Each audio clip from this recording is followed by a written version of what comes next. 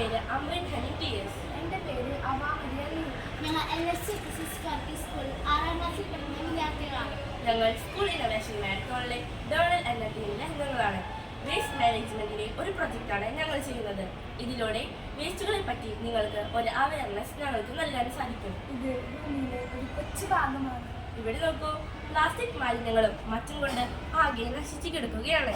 ഇവിടെ മാത്രമല്ല, ഭൂമിയിലുള്ള മിക്ക സ്ഥലങ്ങളും ഇത് തന്നെയാണ് അവസ്ഥ. ഇതിന് എന്താണ് ഒരു പരിഹാരം? ഇതിന് പരിഹാരമാണ് റീസൈക്ലിംഗ്. റീസൈക്ലിംഗ് 6 വിധത്തിലാണുള്ളത്. വേസ്റ്റുകൾ പലതരത്തിലുണ്ട്. ഗ്ലാസ് വേസ്റ്റുകൾ, ഫുഡ് വേസ്റ്റുകൾ, പേപ്പർ വേസ്റ്റുകൾ, അങ്ങനെ ധാരാളം. അതിലെ ആദ്യത്തേതാണ് കമ്പോസ്റ്റിംഗ്. ഫുഡ് വേസ്റ്റ് ഉപയോഗിച്ച് ചെയ്യുന്നതാണ് കമ്പോസ്റ്റിംഗ്. കമ്പോസ്റ്റിങ്ങിലൂടെ നമുക്ക് നമ്മുടെ ഫുഡ് വേസ്റ്റിനെ വളമായി ചെടികളിൽ യൂസ് ചെയ്യാവുന്നതാണ്. അടുത്തതാണ് ഗ്ലാസ് റീസൈക്ലിംഗ്.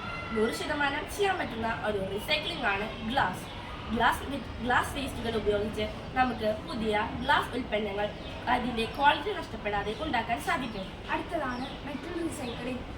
പലതവണയും റീസൈക്കിൾ ചെയ്യാൻ പറ്റുന്ന ഒന്നാണ് മെറ്റൽ. അതിൻ്റെ ക്വാളിറ്റി നഷ്ടപ്പെടാതെ നമുക്ക് റീസൈക്കിൾ ചെയ്യാൻ സാധിക്കും. അടുത്തതാണ് fabric recycling, textile recycling. Fabric തുണികൾ ഉപയോഗിച്ച് അതിനെ ഡിഫൈബ്രേഷൻ ചെയ്ത് നൂലാക്കി മാറ്റാനാണ് ഈ പ്രോസസ്. ഇത് കൂടാതെ നമുക്ക് വേസ്റ്റ് തുണികൾ കൊണ്ട് ബാഗുകളും ചവിട്ടികളും ഉണ്ടാക്കാൻ സാധിക്കുന്നതാണ്.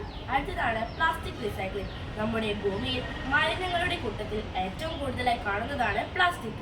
പ്ലാസ്റ്റിക് ബോട്ടിലുകൾ, പ്ലാസ്റ്റിക് ബാഗുകൾ, അങ്ങനെ ധാരാളം. പ്ലാസ്റ്റിക്കുകളുടെ കൂടെ മറ്റു ഉൽപ്പന്നങ്ങൾ ചേർന്നാൽ അത് റീസൈക്കിൾ ചെയ്യാൻ വളരെ ബുദ്ധിമുട്ടുള്ളതാണ്. അടുത്തതാണ് ബാറ്ററി റീസൈക്ലിംഗ്. സോളിഡ് ആയിട്ടുള്ള വേസ്റ്റുകൾ കുറയ്ക്കുക എന്നതാണ് ഇതിൻ്റെ ലക്ഷ്യം. വേസ്റ്റുകൾ ഇല്ലാത്ത ഒരു നല്ല ഭൂമിയാണ് നമുക്ക് ആവശ്യം.